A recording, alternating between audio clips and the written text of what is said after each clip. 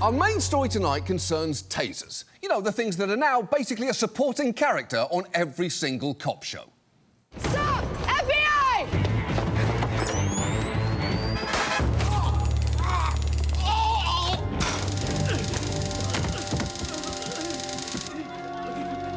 Amateur. And don't look at my skirt!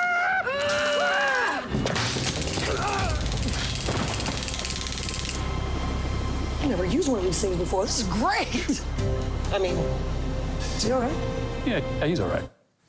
Yeah, he's probably okay. And the "I've never used one before" there was very cute. There's just nothing quite like the effortless whimsy of cop procedurals made before 2020. Police brutality, how could it be? She's literally just a girl. But tasers are now ubiquitous in real life too. They're carried by some 400,000 American patrol officers, which is obviously great news for the company that makes them, Axon. You might not have heard of Axon before, which is surprising given how huge they are. The company has a market cap of over $40 billion, and they're constantly innovating in the taser space. Here is a pretty slick commercial for their latest model.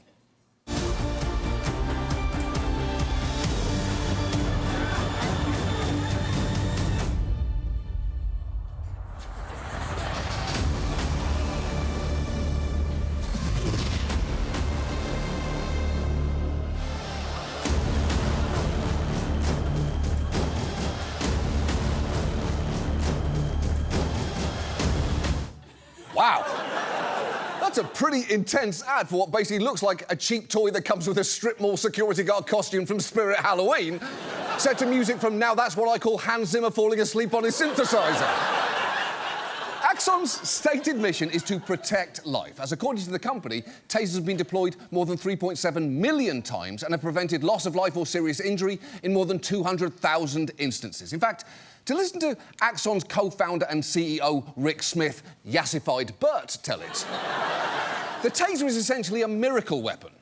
The idea of using electricity to incapacitate at its core is frankly a beautiful and simplistic idea that rather than causing death or injury to someone, if we can just temporarily take away control of their body and get them under control, it's about as non-violent as you could get. Right, though I'm not sure I'd describe getting shocked with 50,000 volts as non-violent as you can get. It certainly doesn't sound that relaxing. There's a reason people unwind by taking a bath with lit candles or a book instead of with a toaster. But as deep down you probably already know, the reality of tasers just isn't that simple.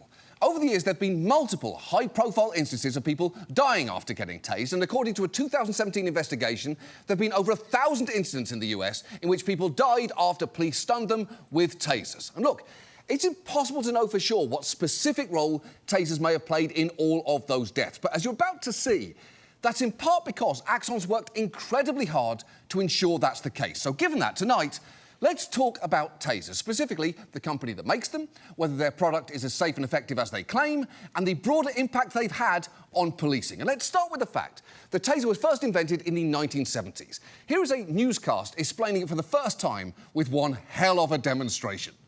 The taser looks like a flashlight, fires 2 electric darts, and packs 50,000 volts at low amperage. In this demonstration, conducted in a hospital for safety's sake, the volunteer victim is the son of the taser's inventor, Jack Cover. As it hits, the electrical charge paralyzes the central nervous system for a few minutes, and the victim loses control of his muscles. Yeah, the inventor of the taser tested it on his own son. And that was on the news, and not somehow a clip from the 70s TV show America's Grainiest Home Videos of Parental Abuse. Initially, the product didn't really take off, mostly because it was too cumbersome and ineffectual to use. Then, in the early 90s, a 23-year-old Rick Smith learned about the invention, and he and his brother bought the rights, starting a company that at that point they called Taser. They spent years tinkering with its designing, including, crucially, swapping out the gunpowder that fired the darts in the original version for compressed nitrogen, which conveniently meant it suddenly was no longer subject to firearms regulations. By the late 1990s, they were marketing tasers to law enforcement with the promise that they were both incapacitating and extremely safe. Smith himself even took a half-second shock at a demonstration in Los Angeles to show his faith in it. And by the end of 2003, more than 4,300 police agencies had tasers. And at the time, they got a lot of positive coverage. Across the country, cops call this taser the revolution. May I ask what you think of that? I love it. It stops officers from having to go hands-on and fight with suspects. Sergeant Laurie Williams says the taser reduces deadly force because police no longer draw their guns on suspects with bricks or knives. Why the growing use of this weapon? The Miami Police Department has set a record for big city police departments in that for the last 16 months, we have not discharged a single bullet at a citizen. OK, it is both impressive they went 16 months without a single police shooting, and also depressing that it's that impressive. Although, for the record, I'm not sure tasers can take all the credit there. The more relevant fact may be that at that time, the DOJ was conducting an investigation of the Miami Police Department for use of excessive force, and once it concluded, you'll never guess, police shootings rose right back up. So, tasers can probably take as much credit for stopping Miami police shootings in 2004 as the release of Shrek 2. I don't know. Maybe the Miami PD were too busy going back to the theatre multiple times to absorb the nuances of Shrek's hero's journey and/or trying to figure out how these two actually fucked. Still, there was undeniably real enthusiasm for tasers back then, and as they pushed into new lines of business, Taser rebranded as Axon and started selling technology like police body cams, a market they now dominate. If you ever see body cam footage on the news, you'll probably notice the word Axon in the corner. They're basically the TMZ of state-sanctioned violence. And all of this has made Smith incredibly rich. As of last year, he's worth $2.5 billion. And while this isn't strictly relevant, he's done that while creating a corporate culture that is borderline cult-like. Because not only has he been tased at least 7 times, voluntarily getting shot with tasers is kind of a rite of passage at Axon. Staff tasings, known as exposures, are corporate rituals and are often used to initiate interns or new recruits. Employees have even made up their own slang for it, ride the lightning, which sounds more like what you do after Pikachu shows you whole. On Axon's website, you can even see fun videos of employees getting tased in the office or at corporate events, and some have even roped in family members to do it with them. Yeah, so fun fact, my mom and I did an exposure together, and I asked her to do it with me, and she did. So now we have the distinction of being the only mother-daughter duo in Axon Taser history to take a hit from an X2 together. Oh, that's cute. Now, please do both try and go to therapy. Mothers and daughters are literally more likely to get tased together than heal matrilineal trauma. Also, if any men are wondering how you're supposed to react to a story like that, I'll tell you how, like her co-worker here. Stay frozen, King. This is not your story. This is not your fight. Axon's execs have also reportedly urged staff to make things permanent by getting tattoos of the company logo. In fact, here's Rick Smith with one. I'm sorry, but that is just an objectively shitty logo to have tattooed on your body. It looks like a Spy Kids watch celebrating its first year of sobriety.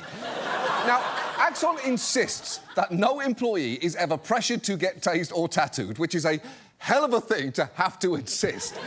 But Smith does love engaging in big displays at corporate events, attending one as Taser Man in this deeply ill-advised superhero costume. And at another, he told the company's origin story while appearing remotely in what, I'm going to warn you, is the dumbest possible way. Today, I want to tell you a story. It's our story. Of the roots of Taser and Axon.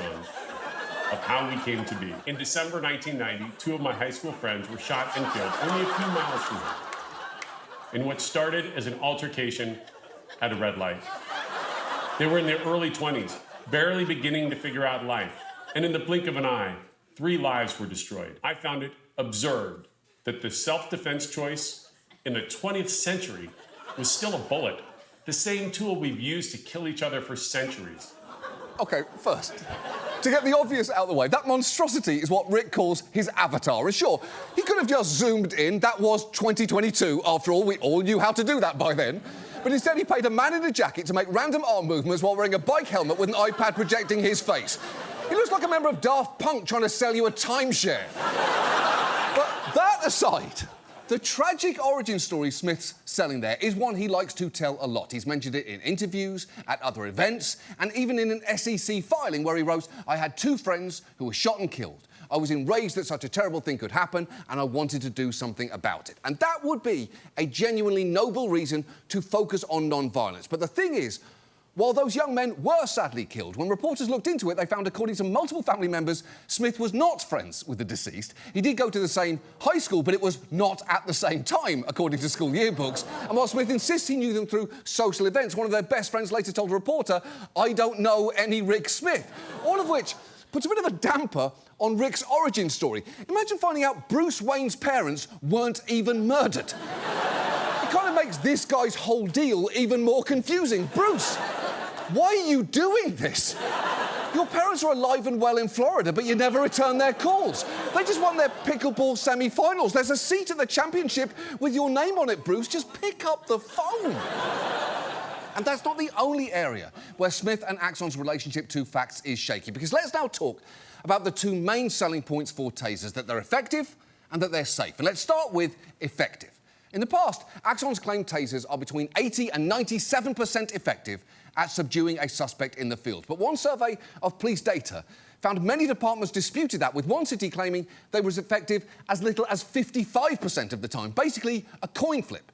And Axon's response was incredibly to complain that that survey didn't give them credit for instances when a suspect was subdued after an officer merely displayed or threatened to fire a taser. But at that point, that's not really about their device, is it? You could presumably get that result with a gun, a flamethrower, or a magic fucking wand. And the thing is, if a taser doesn't work, police might then escalate up to a more violent option. Between 2015 and 2017, more than 250 fatal police shootings occurred after a taser failed to incapacitate a suspect. And in 106 of them, the suspect became more violent after receiving the electrical shock, which is understandable. Also, when we talk about tasers being effective, at what exactly? Because it's often less a taser being used instead of a more lethal option like a gun, and more a taser being used instead of a less lethal option like talking to someone. Cops have repeatedly been found to use tasers when they're in no imminent danger whatsoever, as a reflexive response to subdue anyone from unarmed, mentally disturbed or intoxicated individuals to suspects fleeing minor crime scenes to people simply arguing with police or failing to comply immediately with a command. In fact, remember that heartwarming story about Miami cops getting tasers and going 16 whole months without shooting a single person before starting again? Well, it turns out, in that time, they used those tasers a lot, because just a few months after that piece aired, CNN was airing stories like this. About 1 week after learning from CNN that police tasered a 6-year-old boy in one of its elementary schools, the district said no more. In a letter sent to Miami-Dade's police chief, the school superintendent asked that police, quote, refrain from deploying tasers against elementary school students. So that leads us to our last call question. Should police be able to use tasers on children? That is a wild question to be asking. And also, that's basically what the news was like in 2004, debating the ethics of tasing 6-year-olds in between manufacturing consent for the Iraq War. And before you ask, someone absolutely did call in to answer that question, and yes, I am going to play you their response. Yes. If the situation warranted, they should be allowed to use tasers. I wish I could have used one on my son. Look, my instinct is still to disagree, but I do want to hear her side of the story. But it's true, cops have tased kids. And some see nothing wrong with that. In 2018, a cop in Cincinnati chased an 11-year-old who was shoplifting and then tased her. And this is how he tried to justify that to her afterwards. Sweetheart, the last thing I want to do is tase you like that. When I say stop, you stop. You know you caught. Just stop. That hurt my heart to do that to you. Then I got to listen to all these idiots out here in the parking lot tell me how I was wrong for tasing you. You broke the law. And you fled as I tried to apprehend you. OK, first, if you're tasing an 11-year-old at all, let alone for shoplifting, the idiot in the parking lot is very much you. And as for that hurt my heart, I do not feel bad for you. For the same reason I wouldn't feel bad for a kidnapper if their ransom note started with, this is really uncomfortable for me because I'm actually a people pleaser. So when it comes to the efficacy of tasers, it's complicated. If by effective you mean subdue suspects as little as half the time, increase the hostility of police encounters and give cops a quick and easy way to zap children without breaking a sweat, then sure, they absolutely work. But what about the other key question here, are they safe? Well, again, to hear Axon tell it, absolutely. When Rick Smith first started selling tasers, he told police that human and animal testing confirmed that it does not leave lasting harm. But the thing is, tasers are virtually unregulated by any agency. As one expert has said, there are not a lot of products that escape all safety agency regulation. It really is unusual. And what that means is you basically have to take the company's word for it. And honestly, when you look at some of Axon's initial tests, they're not that reassuring because their early animal and human tests didn't use control groups and consisted pretty much entirely of just tasing 1 pig, 5 dogs and some willing cops. Which honestly sounds less like a good sample size for a safety study and more like the original pitch for Paw Patrol. And look, no one wants to see any of those... Oh, gee! Oh, no! Oh, no! They're fine, they're fine, they're fine, they're fine. They are probably fine. But even as Tasers were rolling out around the country, some news outlets began noticing a worrying trend. One of the first to do that was CBS back in 2004, and they got a heated response from Rick Smith. At least 40 people have died after being hit with stun guns. James Borden, shocked 3 times, died while tussling with jailers in Indiana. David Glausensky died in his New York neighborhood just after being stunned. So did Willie Lomax of Las Vegas. None of these cases has the person died while being hit with the taser. Of the cases that we've seen, we strongly believe, and our medical experts strongly believe, the taser had no causal effect in those fatalities. Had the taser not been used, all 40 of those people would still be dead today. You're saying that this was a coincidence? They would have died anyway? In every single case, these people would have died anyways. Well, that is some amazing, completely unprovable bullshit. Sure, maybe all those people would have died anyway. Maybe Shinzo Abe's neck just did that. Who can ever truly know the mind of God? Hey, by the way, isn't it crazy that the former Prime Minister of Japan got assassinated 3 years ago and we literally never talk about it? I'm not peddling conspiracies, not suggesting anything sinister is afoot, just observing our cultural immunity to the relentless onslaught of horrors bobbing us along toward death, which will come for all of us one day, but crucially, as we all now know, not at the hands of a taser. That would be impossible. But pretty soon it became clear there actually were some safety issues with tasers because as tests inside and outside of the company became more rigorous, by the mid-2000s, multiple studies, including one commissioned by Axon themselves, found that tasers could disrupt the heart. Yet Axon's only real response to that came 3 years later after they lost their first court case when they began advising police against aiming at the chest. And when police departments became understandably concerned about that warning, Rick Smith tried to reassure them on a conference call that it really wasn't anything to worry about. I want to start by addressing a couple of the questions we've been receiving over email. The first one is, are chest hits with the taser dangerous? And the answer to that is definitively no. Oh, that's nice. Again and again in that call, Smith went out of his way to downplay the change in guidance, saying it was mainly for risk management, because in the event of a bad outcome, it saves us all the controversy. Basically, don't pay too much attention to the guidelines. They're just legal mumbo-jumbo. You know, kind of like how this is officially sold on Amazon as a wired, powerful, handheld electric back massager. The company's officially stating it should be used on your back. But you know what? Once it's in your hands, your body is your body, your journey is your journey. Go wild. And the thing is, over the years, Axon's put a lot of fine print onto their product about safe use. They suggest avoiding shooting the groin area and encourage splitting the belt line, meaning landing one dart on the upper half of the body and one on the lower, but not near the heart or groin.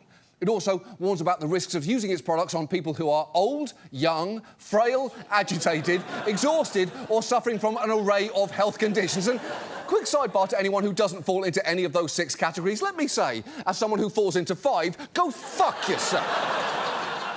And all of that helps to protect Axon from liability. It can say any death that occurs in one of those instances was from someone misusing their product. And at this point, I have to say, there is still a lack of scientific consensus on the exact risks of tasers, and the company's insisted its weapons are the most thoroughly studied and safest force option available, and that in its view there are no confirmed cases of taser-induced cardiac arrest or electrocution. But it does say something, that when a voluntary tasing occurs on its own premises, where the company itself would presumably be liable, its employees are required to sign a waiver that warns of the potential for death at least 12 times, which is both very telling and, frankly, seems like overkill for any waiver. The one we make our studio audience sign only warns about death 4 times, and is mainly focused on the front row stating they're OK with being in the splash zone.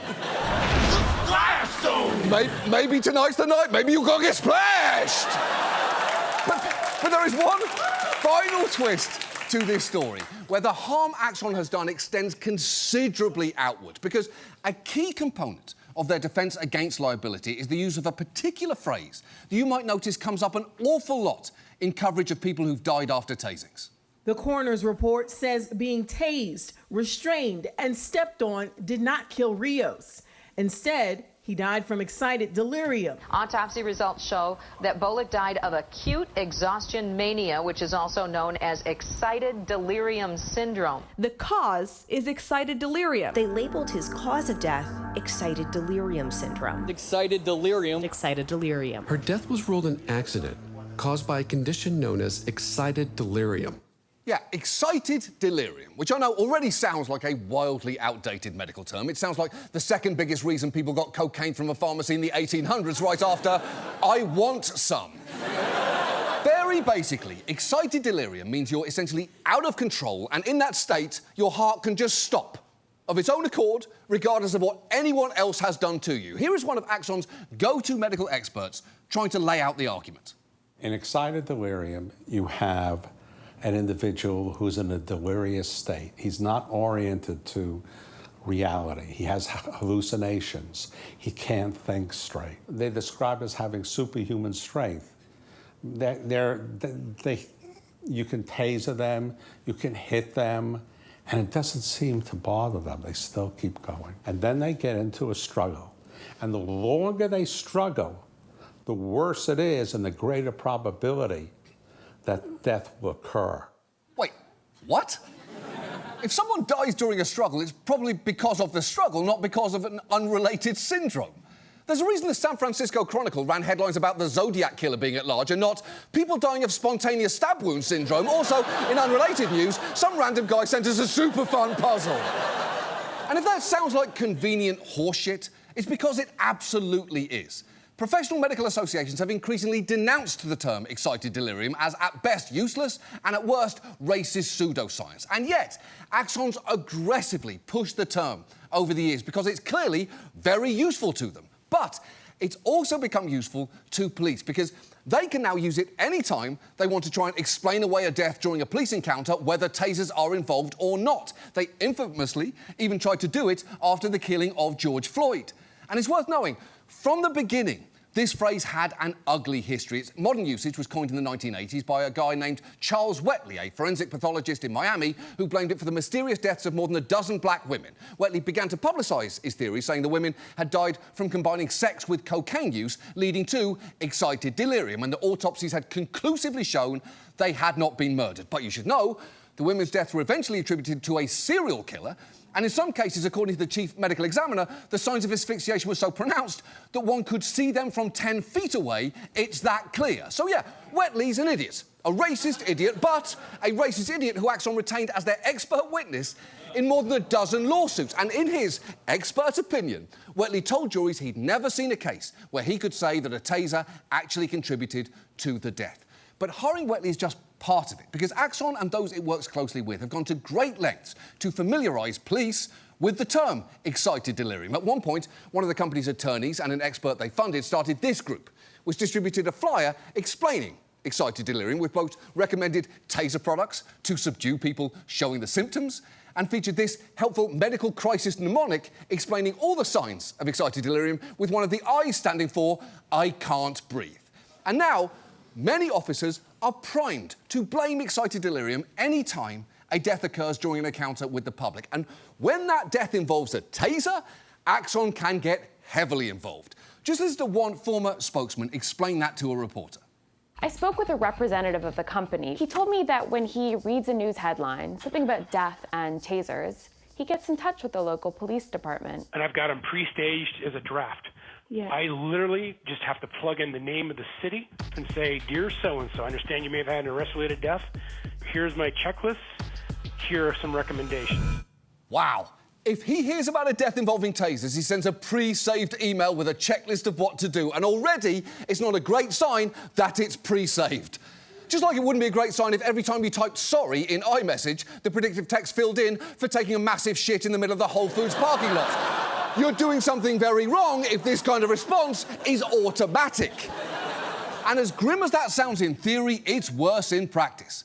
Take the death of 18-year-old Israel Hernandez-Lack, who'd been spotted spray-painting the blackened windows of an abandoned McDonald's, got a single shot in the chest with a taser, collapsed on the sidewalk in cardiac arrest and died. Only 4 hours later, the Miami Beach PD received an email from the company featuring guidance on how investigators should proceed, including a sample press release and an evidence collection checklist. Axon even recommended a specific expert to contact for testing, and sure enough, that expert eventually returned a finding that the body had biomarkers consistent with excited delirium syndrome. And it doesn't even stop there. Axon's presence is even felt at the morgue, as the company sent hundreds of pamphlets a year to medical examiners explaining how to detect excited delirium. At one point, Axon was even filing lawsuits against medical examiners who'd attributed in-custody deaths in part to taser use, with one forensic pathologist saying, "You literally get this letter threatening you if you say taser was the cause of death." And those threats got results. According to a 2011 survey, 14% of medical examiners said they modified diagnostic findings due to the possible threat of litigation, and 32% said that threat could affect future decisions. And when you take all of this together, the company's history of excitedly encouraging the use of its product while downplaying its risks and actively trying to suppress anything that might tarnish its reputation, it's just a recipe for disaster. And even some police officers who've gotten accustomed to using tasers can feel betrayed when they learn about all this. In Warren, Michigan, a 16-year-old died after being tased, and this officer on that force still seemed rattled after the fact. Nobody told us that these tasers were going to kill people, you know? You come out with a sales pitch, you say this, and then when it doesn't work out, you just disappear. That's not right either. Because I'll tell you what, if I discharge pepper spray and it makes a guy go blind, I expect Guardian to come in and explain, because as far as I'm told, it doesn't make any go blind. I've never seen it, but if that were to happen, damn it, they better come in. That's not my fault. If I knew that about pepper spray, I wouldn't use it, you know? You swore this wasn't going to happen. You swore that this was a statistically normal thing, that these people were not dying at any more of a unusual rate than they would have absent the taser, you know? Right. I get why he's upset. Axon told him the taser was basically harmless, and the truth is, it's just not. It'd be like finding out that a Nerf gun was used to assassinate JFK. I don't care if Nerf says that was a statistical anomaly. I'm not handling it the same way anymore. So what can we do? Well, I admit, when it comes to tasers, it's complicated. I don't hate that there's at least a theoretical alternative to guns, and I guess I'd much rather police tase people than shoot them, although my ultimate preference would be for them to do neither of those and be much more aware of the actual risks involved. One way for us all to better know those risks would be to track taser usage far more closely than we currently do, which really doesn't seem like too much to ask. But beyond all that, I'd argue the term excited delirium should just be gone forever. And there's actually been some encouraging news on that front. In 2023, the National Association of Medical Examiners said it should not be listed as a cause of death. These states have now restricted the use of excited delirium, and New York and Hawaii currently have legislation to do that in the works, which is good. The point here is, we shouldn't keep using tasers like they're magic wands, because they're not, or pretending deaths that occur after their use don't happen, because they do. And if Axon doesn't want to talk about this, then I will. But I'll do it in the most Axon way I know how. So, ladies and gentlemen, please welcome me! Hi there! Hi, everyone. Hi. Thanks so much for having me. Listen, before you say anything, I know I look a little different, a little less stiff than usual. But don't worry, it's still me. It's just this version of me can dance. Look, I'm dancing now. Whee! I've never felt so connected to my body before. I love this. All right, stop. Look, There are a few rules that we should have regarding tasers. First, they're clearly a weapon, so they should be regulated like one. Second, they should only be used in extreme situations, not as a first resort. And finally, no one should ever get tased with their mom as part of a corporate team-building exercise, because that's a very weird thing to do. Now, if you'll excuse me, in my last few moments in this body, please let me enjoy having an ass.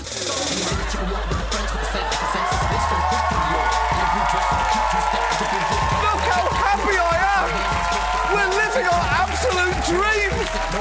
That's our show. Thank you so much for watching. We'll see you next week. Good night!